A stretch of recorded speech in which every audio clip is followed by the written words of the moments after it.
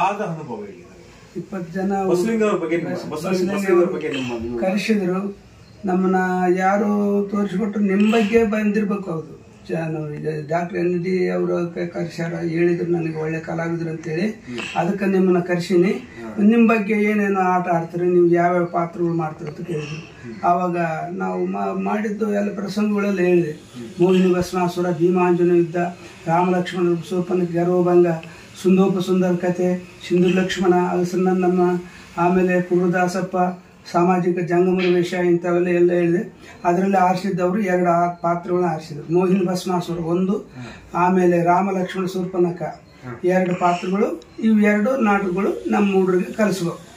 ಚೆನ್ನಾಗಿ ಕಲಿಸಿ ನೀವು ಹೆಂಗಾದ್ರೆ ಯಾವ ಥರದಲ್ಲಿ ನೀವು ಆಡ್ತಿರೋ ನಿಮ್ಮ ಕಡೆ ಆ ಥರ ಇಲ್ಲಿ ಹಗಲು ವೇಷ ಹಗಲು ಹೊತ್ತಿನಲ್ಲಿ ಆಡ್ಬೇಕು. ಅಂಗಡಿಗೆ ಮನೆಗೆ ಹೆಂಗೆ ಹೋಗ್ತೀರಿ ನೀವು ಹೇಳಿ ಅದರಂತೆ ಇಲ್ಲಿ ತೋರಿಸಿ ನೀವು ಹೆಂಗೆ ಪಟ್ಟಿಸ್ಕೊಂತರೋ ದವಸ ಧಾನ್ಯ ಬಟ್ಟೆ ಆ ಸಂಭಾವನೆ ಅದರಂತೆ ಇಲ್ಲಿ ತೋರಿಸಿದ್ರೆ ನಮ್ಗೆ ನಿಮ್ಮದು ಪ್ರಚಾರ ನಮ್ಮ ಹುಡುಗರು ಕಲ್ಕೊಂಡು ಅವ್ರು ದಿಲ್ಲಿ ಕಳಿಸ್ತಾರೆ. ಆಮೇಲೆ ಅವ್ರಿಗೆ ಪಾತ್ರಗಳು ಧರಿಸಿ ನಮ್ಮಂತ ಅವ್ರ ಊರಲ್ಲೇ ಆಡಿಸಿ ಅವ್ರಿಗೆ ನಮ್ಮ ಮೆಚ್ಚುಗೆ ಪಡೆದು ಆವಾಗ ನಮ್ಗೆ ಸಂಭಾವನೆ ಕೊಟ್ಟರು. ನಾವು ಬಂದ್ವಿ. ಅದರಂತ 2 ಸಲ ಕರೆಸಿದ್ರು. 2 ಸಾಲಿನಲ್ಲಿ ಆಡಿ ಅವ್ರಿಗೆ ಅರಿಸಿ ಎಲ್ಲ ಬಿಲ್ಡಿಂಗ್ ಆಗಿದ್ದಿಲ್ಲ. ಅವ್ರು ಇರೋ ಬಿಲ್ಡಿಂಗ್ ಈಗ ಬಿಲ್ಡಿಂಗ್ ಆಗಿತ್ತು. ಇನ್ನು ಈ ಸಲ ಕರ್ಸ್ಬೋದು ಇಷ್ಟರಲ್ಲಿ.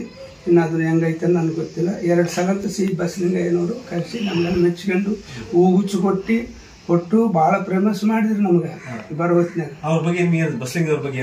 ದೊಡ್ಡ ಕಲಾವಿದ್ರು ಇಂಗ್ಲೀಷ್ನಲ್ಲೇ ಮಾತಾಡೋದು ಹುಡುಗರಿಗೆ ಎಲ್ಲರೂ ಚಿಕ್ಕ ಮಕ್ಕಳಿಗೆ ಅವ್ರಿಗೆಲ್ಲ ಇಂಗ್ಲೀಷ್ನಲ್ಲೇ ಮಾತಾಡೋದು. ಕನ್ನಡ ಕಡಿಮೆ. ಯಾಕಂದ್ರೆ ಅವರು ಎಲ್ಲ ಧರ್ಮದಲ್ಲಿ ಇರ್ತಾರೆ, ಎಲ್ಲ ರಾಜ್ಯಗಳಲ್ಲಿ ಇದ್ರೆ ಅವ್ರಿಗೆ ಒಂದೇ ಕನ್ನಡ ಮಾತಾಡಿದ್ರೆ ಅರ್ಥ ಆಗೋದಿಲ್ಲ. ಇಂಗ್ಲೀಷ್ ಆದ್ರೆ ಎಲ್ಲ ಜನಕ್ಕೆ ಅರ್ಥ ಆಗುತ್ತೆ.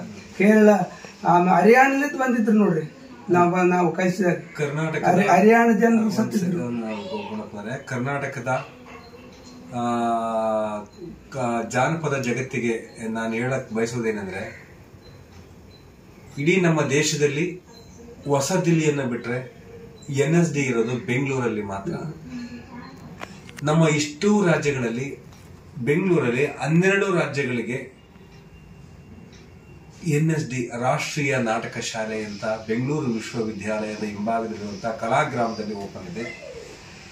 ಆ ಶಾಲೆಯಲ್ಲಿ 1 ವಾರಗಳ ಕಾಲ ಇವರು 12 ಜನರ ಟೀಮು ಆ ಮಾಸ್ಟರ್ ಡಿಗ್ರಿ ಮಾಡುವ ತರಬೇತಿ ಪಡೆಯುವಂತವರಿಗೆ ಕ್ಲಾಸ್ ಅಗಲುವೇಷ ಮಾಡೋದು ಹೇಗೆ, ಡ್ರೆಸ್ ಹಾಕೋದು ಹೇಗೆ, ಅಗಲುವೇಷ ಅಂದ್ರೆ ಏನು, ಕಲೆಯ ಮಹತ್ವವೇನು, ಬಣ್ಣ ಹಚ್ಚೋದು ಹೇಗೆ, ತಾಳ ಬರ್ಸೋದು ಹೇಗೆ, ಈ ತರದ ಪ್ರಯೋಗಗಳನ್ನ ಮಾಡಿ ಈ ತರದ ತರಬೇತಿಯನ್ನ ನೀಡಿ ಆ ಹುಡುಗರನ್ನ ರಂಗ ಶಿಕ್ಷಣದಲ್ಲಿ ಯಶಸ್ವಿಯಾಗುವಂತೆ ಮಾಡಿದಂತ ಕೀರ್ತಿ ಈ ವಿಭೂತಿ ಗುಂಡಪ್ಪನವರಿಗಿದೆ. ಈ ವಿಭೂತಿ ಗುಂಡಪ್ಪನವರ ಕಲಾ ಸೇವೆಯನ್ನು ಮೆಚ್ಚಿರುವಂತ ಸಿ ಬಸವಲಿಂಗಯ್ಯ ಎನ್ನುವಂತ ಧೀಮಂತ ರಂಗಭೂಮಿಯ ವಿಮರ್ಶಕ, ಕರ್ನಾಟಕದಲ್ಲಿ ರಂಗಾಯಣಕ್ಕೆ ಹೆಸರೇ ಇಲ್ಲದಂತಹ ಕಾಲದಲ್ಲಿ ರಂಗಾಯಣಕ್ಕೆ 2 ಅವಧಿಯ ನಿರ್ದೇಶಕರಾಗಿ ರಂಗಾಯಣವನ್ನ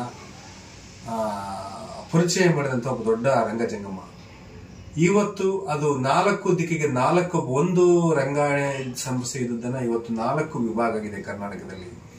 ಅಂಥ ಸಂಸ್ಥೆಯ ನಿರ್ದೇಶಕರ ಜೊತೆಗೆ ಇವತ್ತಿಗೂ ಕೂಡ ಅವಿನಾಭಾವ ಸಂಬಂಧ ಇರುವಂತಹ ನಮ್ಮ ವಿಭೂತಿ ಗುಂಡಪ್ಪ ನಮಗೆ ಮಾದರಿಯಾಗಿ ನಿಲ್ತಾರೆ ಅನ್ನೋಂಥ ಮಾತನ್ನು ಕೂಡ ನಾನು ಹೇಳಿಕ್ ಬಯಸ್ತೇನೆ.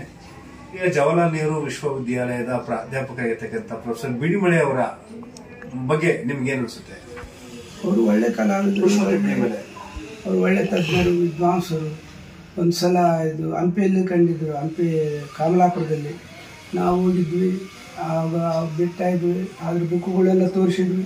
ಆಯ್ತಪ್ಪ, ನಿಮಗೊಂದು ಟೈಮ್ ಸಿಕ್ಕರೆ ನಾನು ಕರೆಸ್ತೀನಿ, ನಿಮಗೆಲ್ಲ ಮೀಟಿಂಗ್ನಲ್ಲಿ ಮಾತಾಡಿ ನಿಮ್ಮ ಪುರಂದರದಾಸರ ಹಾಡುಗಳು, ಕನಕದಾಸರ ಹಾಡುಗಳು ಕೇಳ್ಬೇಕಂತೇಳಿ ಭಾಳ ಆಸೆ ಇದೆ. ಭಾಳ ಮೆಚ್ಚುಗೆ ಪಡೆದು ಆದರೂ ಕರೆಸಲಿಕ್ಕೆ ಆಗಲಿಲ್ಲ, ಸಿಗಲಿಲ್ಲ. ನಾನು ಅವರ ಟೈಮ್ಗೆ ನಾನು ಸಿಗಲಿಲ್ಲ. ಅವರು ದಿಲ್ಲಿಗೆ ಹೋದರು. ಆದರೂ ನಮ್ಮ ಬಗ್ಗೆ ಭಾಳ ಮೆಚ್ಚಿಕೊಂಡ್ರು, ಮಾತಾಡಿದ್ವಿ ಅಂತ ಸೊತ್ತು ಕುಂತು ಎಲ್ಲ ನಮ್ಮ ಬಗ್ಗೆ ಎಲ್ಲ ಹೇಳಿದ್ವಿ. ನಾವು ಇಂಥ ಕಲಾವಿದರು ಸರ್, ನಾವೆಲ್ಲ ನೀವೇ ಹೆಲ್ಪ್ ಮಾಡ್ಬೇಕಂತ ಅಂದ್ವಿ. ಆಯ್ತಪ್ಪ ಮಾಡೋಣ, ಯಾವಾಗ ಸಿಕ್ಕಾಗ ಟೈಮ್ ಸಿಕ್ಕಾಗ ಬರಬರ್ತನ ಕರ್ನಾಟಕಕ್ಕೆ. ನಾನಿರೋದು ಹೊಸ ದಿಲ್ಲಿಯಲ್ಲಿ. ಈಗ ಸದ್ಯ ನಿಮ್ಗೆ ಅವೆಲ್ಲ ಆಸೆ ಪೂರೈಸ್ಬೇಕಾದ್ರೆ ನನ್ನಿಂದ ಆಗೋದಿಲ್ಲ. ಈಗ ಒಂಟಿಗೆ ಬಂದೀನಿ. ಈಗ ಎಲ್ಲ ವೇದಿಕೆಗಳು ಅವೆಲ್ಲ ತಯಾರು ಮಾಡೋಕೆ ಆಗೋದಿಲ್ಲ. ಆ ವೇದಿಕೆ ಬಂದಾಗ ನಾನೇ ಕರೆಸಿ ನಿಮಗೆಲ್ಲ ಹೆಲ್ಪ್ ಮಾಡ್ತೀನಿ ಅಂತ ಹೇಳಿದರು. ಅಂದಿಂದ ಕಂಡಿಲ್ಲ. ಏನಪ್ಪ ಮೊಬೈಲ್ ಮೂಲಕ ನಮ್ಮ ಸಾರ್ ಏನು ಮಾತಾಡೋರು ನನಗೆ ಖಂಡಿತ ಗುಣಪ್ಪನವರೇ, ನೀವು ಹೇಳಿದಂಥ ಮಾತು ಸತ್ಯ. ಯಾಕೆಂದರೆ ಕರ್ನಾಟಕದ ಹೆಸರಾಂತ ಪ್ರಖರ ವಿಚಾರವಾದಿ ಹೇಳಿದ್ರು ಪಾಪ ಎನ್ನುವಂಥ ಮಾತು ನಮ್ಮ ಪ್ರೊಫೆಸರ್ ಪುರುಷೋತ್ತಮ ಬಿಳಿಮಲೆ ಅವರಿಗೆ ಕರ್ನಾಟಕದಲ್ಲಿ ಅವ್ರಿಗೆ ಹೆಸರಿದೆ. ಅಂಥವರ ಸಂಪರ್ಕ ಮತ್ತು ಸಾನ್ನಿಧ್ಯ, ಅಂಥವರ ಸ್ನೇಹ ಮತ್ತು ಪ್ರೀತಿ ವಿಶ್ವಾಸವನ್ನು ಸಂಪಾದಿಸಿರ್ತಕ್ಕಂಥ ವಿಭೂತಿ ಗುಂಡಪ್ಪ ನೋಡಲಿಕ್ಕೆ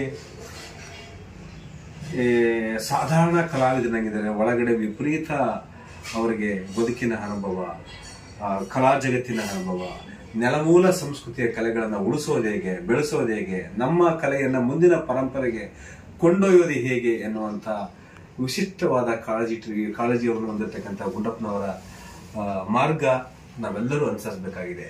ಹಾಗೇನೆ ಇವತ್ತಿನ ಪ್ರಶಸ್ತಿ ಪುರಸ್ಕಾರಗಳು ನಿಜವಾದ ಜನರಿಗೆ ಸಲ್ತಾ ಇದ್ದಾವೆಯೇ? ಯಾರು ನಿಜವಾದ ಕಲಾವಿದರು ಯಾರು ಗುರುತಿಸ್ಬೇಕಲ್ರಿ. ಈಗ ನಮ್ಮಂತೆ ಗುರುತಿಸಿ ಈ ಸಲ ಕೊಟ್ಟ ಇದು ಎಂದೋ ಆಗ್ಬೇಕು. 10 ವರ್ಷಗಳ ಕೆಳಗೆ ಆಗ್ಬೇಕು ನಮ್ಮ ಪ್ರಶಸ್ತಿ. ಈ ವರ್ಷ 70 ವರ್ಷ ನಾವು ಬದುಕಿದೀವಿ, ಸಿಕ್ತು. ಬದುಕಲಿಲ್ಲಪ್ಪ ಅಂದ್ರೆ ಈಗ ಇದು ಯಾವುದೋ ಸುಸ್ತುಗಳಿನ ಕಾಲಕ್ಕೆ ನಾನಾ ಥರ ಸುಸ್ತುಗಳು ಕಾಲ ಮೃತ್ಯು ಬಂದು ತೀರೋದ್ರಿ. ಅದನ್ನು ತಗೊಂಡು ಏನು ಮಾಡೋದೈತಿ ಈಗ ಬಂದ್ರೆ ಅಂಥದ್ದು. ಜನರ ಮೊನ್ನೆ ಜೂನಿಯರ್ ಕಾಲೇಜಿನಲ್ಲಿ ಅಂದ್ರೆ 5 ವರ್ಷಗಳಿಂದ ನಾನು ಓಡ್ಕೊಂಡಿನಪ್ಪ ನನ್ನ ಸಲುವಾಗಿ. ಮಾಸ್ಟ್ರು ದೊಡ್ಡ ಪ್ರೊಫೆಸರ್ ಜಂಗಮರಳ್ಳಿ ಅವರ ಸತ ಅಂದರು, ಯಾವಾಗ ಆಗ್ಬೇಕು ನಿನಗೆ ಪ್ರಶಸ್ತಿ? ಈಗ ಲಾಸ್ಟಿಗೆ ಕೊಟ್ಟರು. ಪೂರ್ತಿ ವಜೀಪಾಗಿಂದ ಪಾಪ ನೀನು ಏನು ಮಾಡ್ತೀಯ? ಈಗ ಕೈ ನಡಗೋದು ನೋಡ್ತೀಯ, ಆಡೋದು ನೋಡ್ತೀಯ, ಮಾತು ಹೇಳೋದು ನೋಡ್ತೀಯ, ಯಾಕಡೆ ಅಂತ ಹಿಡಿತ ಸಿಗೋದಿಲ್ಲ ನಿನಗೆ ಪಾಪ ಅಂತೇಳಿ ಎಷ್ಟೋ ಮಂದಿ ಅಂಗಲಾಚಿ ಮಾತಾಡ್ತಾರೆ ಅಷ್ಟು ಪ್ರೇಮದಿಂದ. ಅದಂತೆ ಪ್ರಶಸ್ತಿಗಳು ಬರ್ತಾವಂತೆ. ಈಗ ಒಳ್ಳೆಯವ್ರ ಕಾಲಕ್ಕೆ ಒಳ್ಳೆ ಅದಕ್ಕೆ ಹೇಳ್ತಾರ, ಒಳ್ಳೆಯವ್ರಿಗೆಲ್ಲ ಕಾಲ ಪಾಪ ಕರ್ಮಕ್ಕೆ ಮನಸ್ಸೋಲುದು ಈ ಕಾಲ ಅಂತೇಳಿ ದಾಸರು ಹೇಳ್ಯಾರ. ಅದ್ರಂಗಾಗಿ ಈಗ ನಿಜವಾಗ್ಲೂ ನಾನು ನಿಮ್ಮ ಟೋಟಲಿ ಮಾತುಗಳನ್ನ ಗಮನಿಸ್ತಾ ಬಂದಿದ್ದೇನೆ ಇವರಿಗೂ ಕೂಡ. ಈಗ ನನಗೆ ಒಂದು ಅಗಲುವೇಷ ರೂಪಕದ ಡೈಲಾಗ್ ಹೇಳಿ, ಬಹಳ ಜನಪ್ರಿಯವಾಗಿರ್ತಕ್ಕಂಥ ಅಗಲುವೇಷ ರೂಪಕ ಡೈಲಾಗ್. ನಮ್ಮ ದಸ್ನಾವತಿ ಪಟ್ಟಣ, ನಮ್ಮ ತಾಯಿ ಕುಂತಿ, ನಮ್ಮ ತಂದೆ ಪಾಂಡು, ನಾವೈವರು ಪಂಚ ಪಾಂಡವರು, ಅದರಲ್ಲಿ ಪರಾಕ್ರಮಶಾಲಿಯಾದ ಬಲಭೀಮ ಸೈನ್ಯ. ನನ್ನರ್ಭಟಕ್ಕೆ 33 ಕೋಟಿ ದೇವತೆಗಳ ಗಡಗಡನ ನಡುಗುತ್ತಿದ್ದಾರೆ, 66 ಕೋಟಿ ರಾಕ್ಷಸರು ಸಹ ನಡುಗುತ್ತಿದ್ದಾರೆ. ಈ ವನವಸದ ಗದಗದ ನಡುಗುತ್ತಿದೆ. ಈಗಲೇ ಸೌಗಂಧ ಪುಷ್ಪ ತರಲು ಹೊರಟಿದ್ದೇನೆ. ಈಗಲೇ ಧನಕುಬೇರನಲ್ಲಿ ಹೋಗಿ ಧನಕುಬೇರನನ್ನು ಸೋಲಿಸಿ ಆದಷ್ಟು ಸೌಗಂಧ ಪುಷ್ಪ ತಂದು ದ್ರೌಪದಿ ಮುಡಿಯಲ್ಲಿ ಧರಿಸುವೆ. Very good. ಇದು ಭೀಮಾಂಜನೇಯ ಯುದ್ಧದಲ್ಲಿ ಒಂದು ಪ್ರಸಂಗ. ಇದು ಆ ಪ್ರಸಂಗದ ಡೈಲಾಗ್ ಅನ್ನ ನಮ್ಮ ವಿಭೂತಿ ಗುಂಡಪ್ಪ ತುಂಬಾ ಸೊಗಸಾಗಿ ನಿಮ್ಮ ಮುಂದೆ ಕೈಕೊಂಡಿದ್ದಾರೆ. ಹಾಗೇನೆ ಮತ್ತೊಂದು ರೂಪಕದ ಡೈಲಾಗ್ಸ್.